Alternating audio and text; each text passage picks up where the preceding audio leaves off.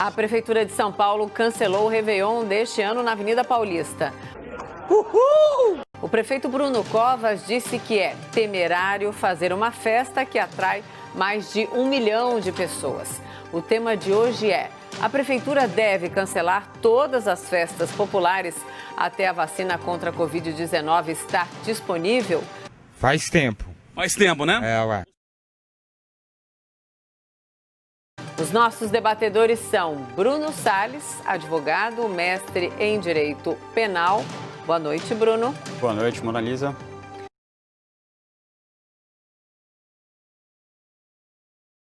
E Caio Coppola, bacharel em Direito e comentarista político. Boa noite, Caio. Boa noite, doutor Bruno. Boa noite, espectador da CNN.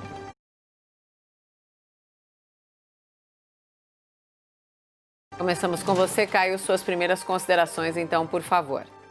Bom, no caso de uma doença altamente infectante, como a Covid-19, a ideia sempre é evitar situações de contágio, né? Mais pessoas contaminadas por uma doença sem vacina nem cura significa, objetivamente, mais óbitos. Como foi citado no enunciado, a tradicional festa de Réveillon da Avenida Paulista é um evento que reúne mais de 1 milhão de pessoas, ou seja, é indiscutivelmente uma aglomeração que potencializa a transmissão do vírus. Portanto, a reação intuitiva seria mesmo suspender a celebração da passagem do ano. Mas o que se espera da prefeitura da maior e da mais rica cidade do país não é uma reação intuitiva, muito menos precipitada.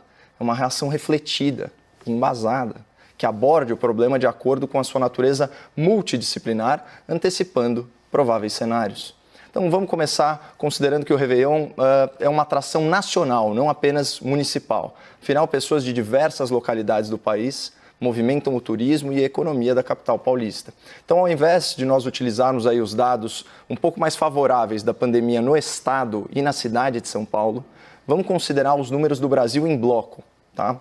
Bom, segundo os cálculos aqui da Imperial College, que é a fonte preferida dos quarentenistas da geladeira cheia, o país registra atualmente uma taxa de contágio de 1,03. Isso quer dizer que, em média, 100 pessoas infectadas contaminam outros 103 indivíduos. Qualquer taxa de contágio acima de 1 já é preocupante, porque significa que a pandemia está se alastrando. Mas esse índice de 1,03, além de estar aí bem próximo de 1, ele adquire um viés positivo quando a gente considera que em abril ele estava em 2.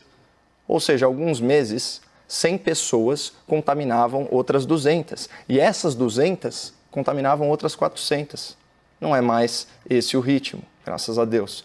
Tanto que o diretor executivo da OMS, a Organização Mundial da Saúde, ele fez hoje as seguintes declarações sobre a situação da Covid-19 aqui no país. Abre aspas. O vírus não está dobrando na comunidade com a velocidade que ocorria antes. O aumento não é mais exponencial. Há um platô. Há uma oportunidade para o Brasil empurrar a doença para baixo para assumir o controle, para suprimir o vírus. Então, de fato, o momento parece ser bem auspicioso e esse raro lampejo de otimismo da OMS ele se justifica por 2 fatores. Primeiro, em menos de 100 dias, a taxa de contágio nacional foi reduzida de 2 para praticamente 1. E segundo, embora não haja consenso entre os cientistas, há estudos apontando que a imunidade coletiva, ou tem gente que fala imunidade de rebanho, ela pode ser alcançada com menos da metade da população exposta ao vírus. Então, dados oficiais aqui do governo mostram que a Covid já atingiu 97,4% das cidades brasileiras. Isso são mais de 5.400 municípios. E aqui é preciso registrar que, infelizmente, em mais de 3.000 desses municípios, houve pelo menos um óbito pela nova doença. Mas mesmo com a pandemia se alastrando por todo o território nacional, 11 estados já registraram queda de casos por 3 semanas consecutivas. E só 9 estados, entre os 26 da federação, mais o Distrito Federal, contabilizaram um aumento de casos entre a 27ª e a 28ª semana epidemiológica. Então, esses são os números mais atualizados à nossa disposição. Mas vamos combinar que até o Réveillon, a gente tem mais de 160 dias. Será que até lá a taxa de transmissão do vírus não vai continuar a sua trajetória descendente para menos de um contágio a cada um infectado? Será que até lá a tal imunidade de rebanho não vai dificultar ainda mais novas ondas, novos surtos da Covid-19? E será que até lá a estrutura de saúde da rede hospitalar não vai estar ainda mais desenvolvida para atender, para tratar e para curar os pacientes? E vamos trazer para a realidade de grandes cidades, usando o exemplo aqui de São Paulo. Nós nunca tivemos um isolamento social efetivo que conseguisse se manter aí acima de 50%. E nós vivemos aqui numa metrópole tão afeita a aglomerações que mesmo durante a quarentena, mais de 1.700.000 passageiros por dia utilizavam trens e metrôs, sem contar ônibus, hein, pessoal? Para onde que eles iam? De casa para o trabalho, do trabalho para casa. E a gente sabe, por estudos dos Estados Unidos, do Japão, da China, que a maioria das transmissões do novo coronavírus se dá em ambiente fechado. Para ficar em um exemplo ilustrativo que o espectador assíduo da CNN conhece. Em Nova York, durante o lockdown, entre 1.300 pacientes pesquisados, 90% foram infectados em casa ou em outro tipo de ambiente domiciliar. Portanto, as medidas draconianas, rigorosas, de isolamento social horizontal, elas não podem ser tratadas como dogmas, como tabus. Isso a ponto da gente não questionar e debater na arena pública. Especialmente considerando que quarentena e paralisação têm consequências econômicas graves. Cancelar o Réveillon, por exemplo, representa, segundo projeções de 2019 da própria Prefeitura de São Paulo, abrir mão de 600 milhões de reais em receitas movimentadas aqui na cidade. Porra! Tudo isso? E a ciência estatística demonstra que desemprego e pobreza também matam. É que não aparece na TV. Por isso eu acho precipitado cancelar o Réveillon e qualquer outro evento público a ser realizado daqui a alguns meses. Até porque não é apenas a vacina que protege a população. Tem também a taxa de contágio, a imunização de rebanho, o tratamento médico, sem falar no comportamento individual, que determina em grande parte a exposição aos riscos de infecção por cada pessoa.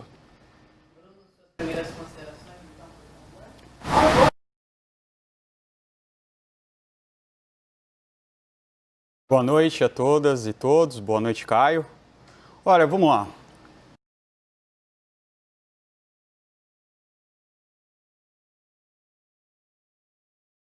Existem opiniões contrárias, na verdade existe opinião sobre tudo. Faz tempo. Faz tempo, né? Ué. Existem opiniões sobre música, sobre comida, sobre cultura. Existe opinião sobre se vacinas são boas ou não. Existe opinião sobre o formato da Terra.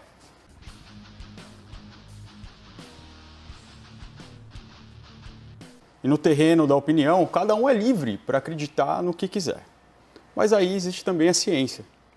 A ciência não é baseada em opinião. Aliás, no campo das ciências, tanto faz qual é a sua opinião.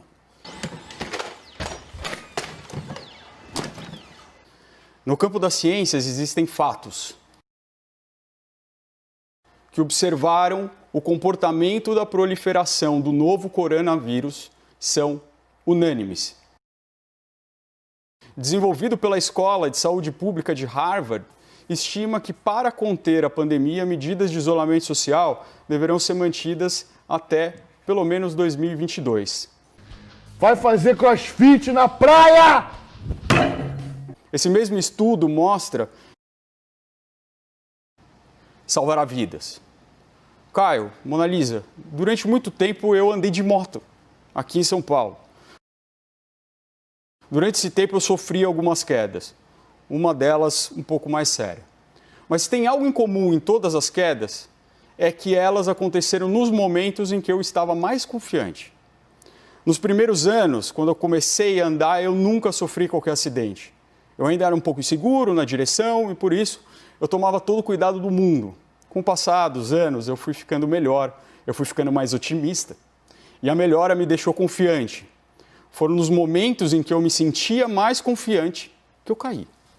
E, de certa forma, o estudo da Escola de Saúde Pública de Harvard alerta para essa mesma realidade. A confiança de que refreamos a pandemia e de que podemos voltar a uma vida normal pode nos levar a uma queda. Não, nada a ver, irmão. Uma queda fatal para milhares de pessoas que não terão a mesma sorte que eu tive nos meus acidentes. A gente não pode correr esse risco. O resto é opinião. Caralho! E opinião pode me interessar, pode me divertir, mas não podem pautar as ações de gestores públicos. Por isso, na abertura, eu parabenizo ao prefeito Bruno Covas e a todos os gestores públicos que estão tomando a mesma direção. Vamos então ao debate. Bruno e Caio, por favor. Eu acho muito importante fazer uma distinção. Eu sou um grande entusiasta da ciência, né? Eu já falei aqui, inclusive, na abordagem científica multidisciplinar, né? Ou seja, não só considerar a opinião de epidemiologistas, virologistas, infectologistas, mas também de estatísticos, de economistas, enfim, todas essas ciências, né, que ajudam a sociedade a prosperar e cujas decisões, né, cujos estudos têm impacto não apenas na parte econômica, mas também no custo em vidas humanas, né? Afinal de contas, também há uma série de pesquisas sérias e trabalhos científicos mostrando que, correlacionando, aliás, criando um nexo causal entre desemprego e aumento da mortalidade. Mas é muito importante, principalmente numa pandemia sem precedentes aí na história da humanidade, em que tudo é muito novo, a gente fazer uma diferenciação, né, entre o que é ciência, né, o que é uma verdade científica, como, por exemplo, né, para usar um exemplo que vocês adoram, que a Terra é redonda, né, ou esférica, vai para ser mais próprio. Isso é uma verdade científica, de uma evidência científica. É uma coisa muito distinta.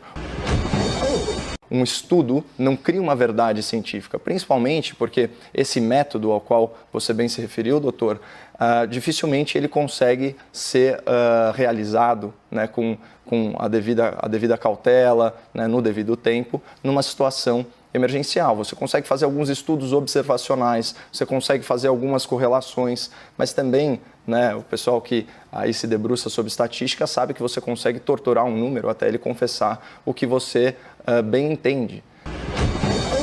E você tem um viés de confirmação, isso inclusive da parte da produção, né, acadêmica, da produção científica, inclusive buscando fundos, né, onde quer que eles existam, sempre no sentido de confirmar uma tese já pré-concebida. Então a gente tem que tomar muito cuidado quando a gente fala de ciência, porque assim, há estudos, mas como foi demonstrado, inclusive num episódio recente aqui do debate, a gente não pode considerar sério um estudo, por exemplo, que imputa ao presidente da República a responsabilidade exclusiva por 7 mil mortes. Isso daí não faz sentido, isso não é uma verdade científica. Seria, no máximo, uma evidência, nesse caso, claramente, é simplesmente uma politização de estatística. E uma coisa que é fascinante na ciência é que ela pode ser contrariada, ela deve ser contrariada. E, eventualmente, uma evidência é descartada. Acertou, miserável! As próprias leis de Newton foram superadas com as teorias de Einstein.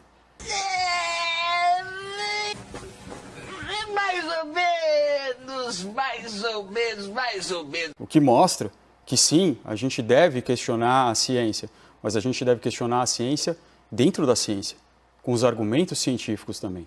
Mas eu acho que a gente já falou muito de ciência. Vamos observar a realidade a gente mesmo. O Réveillon é daqui a alguns meses. Faltam coisa de 6 meses para o Réveillon. Mas o Carnaval é só no ano que vem.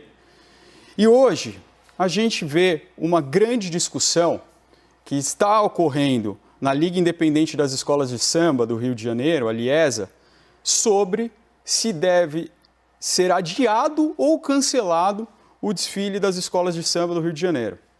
Não se trata apenas de uma aglomeração no dia do evento. Por isso da discussão, para se preparar um evento da magnitude do Carnaval. Então, mesmo com todas as medidas imagináveis, seria impossível evitar a aglomeração de um evento de tal magnitude. Pode seguir, doutor, está no meio Complete seu raciocínio. Isso. Eu apareço aqui em alguns momentos, claro, que é para a gente ter o equilíbrio aí do debate, mas complete seu raciocínio, Bruno. Aí o Caio entra para rebater, tudo bem. E essa é a razão pela qual, então, eu digo que a decisão é acertada, ela não é precipitada. O evento pode ser em 31 de dezembro, mas toda a preparação do evento leva muito tempo. E essa preparação também coloca em risco uma miríade de pessoas incontáveis. Você mencionou aí o Carnaval, né? Bom, eu procuro ser sempre muito coerente aí nos meus argumentos, tanto quando eu fiz a crítica, né, sobre a autorização para a manutenção do calendário do Carnaval, vamos lembrar o seguinte, tá? A lei nacional da pandemia, ela remonta aí ao comecinho de fevereiro. Então, foi uma lei aprovada no Congresso Nacional, sancionada pelo presidente da República, se não me engano, 6 de fevereiro.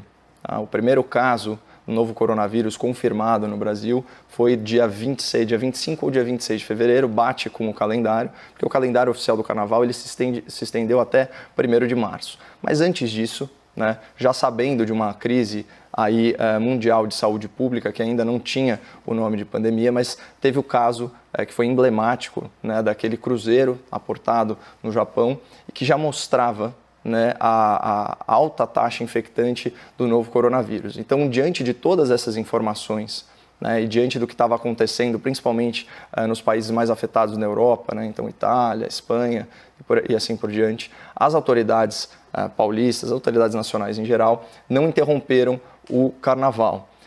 É interessante observar que, apesar disso, o primeiro óbito por Covid-19, ele se deu apenas no dia 16 de março, certo? Então, se você observar entre o primeiro caso e a data do calendário do carnaval, o primeiro óbito ele vai se dar depois das 2 semanas, ou seja, teoricamente já haveria tempo, né, para a doença ela se desenvolver e ela causar o óbito do paciente. Então parece que não existe uma correlação direta. E também, por ensejo daquelas manifestações, né, nos Estados Unidos, do Black Lives Matter, alguns estudos, né, foram feitos, de novo, não são verdades científicas, mas são algumas evidências, foram feitas mostrando que não houve um aumento, né, um pico de contágio por causa daquelas aglomerações. Então, o que parece bem claro é que ao ar livre, o contágio ele é infinitamente mais difícil do que em ambiente domiciliar, inclusive no contexto de carnaval, né, que obviamente tem aí uma troca de fluidos corporais muito mais intensa do que uma manifestação política. Mas mesmo assim, o ponto aqui é o seguinte, esse mesmo discurso, certo, que liberou o carnaval naquela época, né, por uma questão de coerência, poderia muito bem liberar o Réveillon agora, principalmente com todos esses índices aí na descendência. Mas eu posso explorar isso no próximo argumento. Acho que o principal argumento em relação a liberar ou não eventos em massa, principalmente os organizados pelo poder público, é o impacto financeiro. E, de fato, segundo a revista Exame, o impacto financeiro para 2019 do Réveillon em São Paulo seria na casa de 600 milhões de reais. É claro que é uma quantia expressiva, mas perto do valor. E a gente não pode sacrificar nenhuma dessas árvores. Mas nesse ponto eu concordo contigo, viu, Bruno? Eu acho que aqui a gente não tá colocando na balança vidas humanas e economia. É que eu realmente acho que pela trajetória, né, da pandemia, e considerando os dados atuais, ou seja, o RT, né, a taxa de contágio super próxima a 1, numa descendente contínua. A gente há 100 dias estava com ela em 2. Né, então a coisa realmente estava escalando muito rápido. Agora está em 1.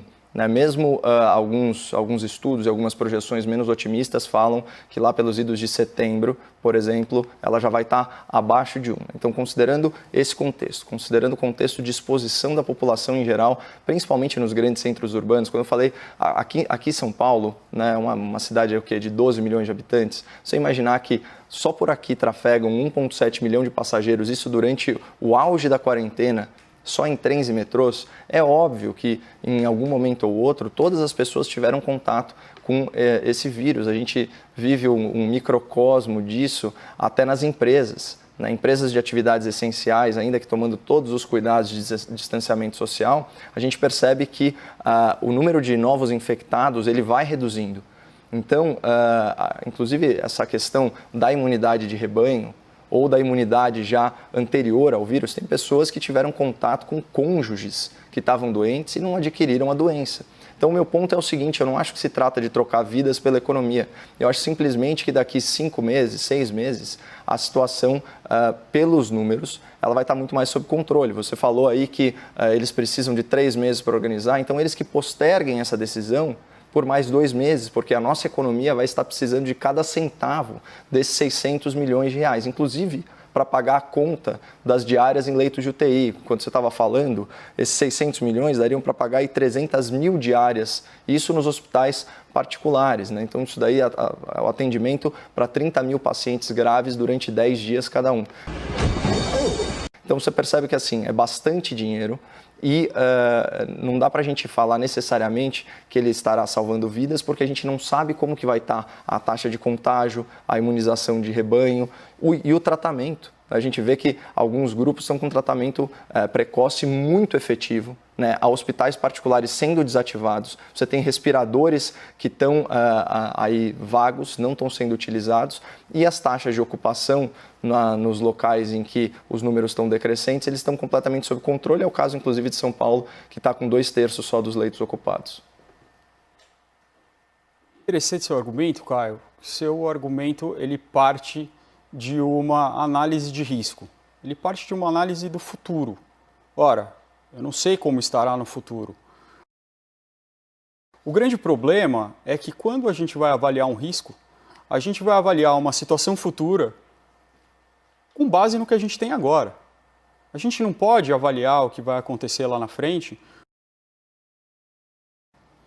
Mas o grande problema aqui é que a gente tem consequência muito grande, que é um alastramento ainda maior de um novo pico dessa pandemia.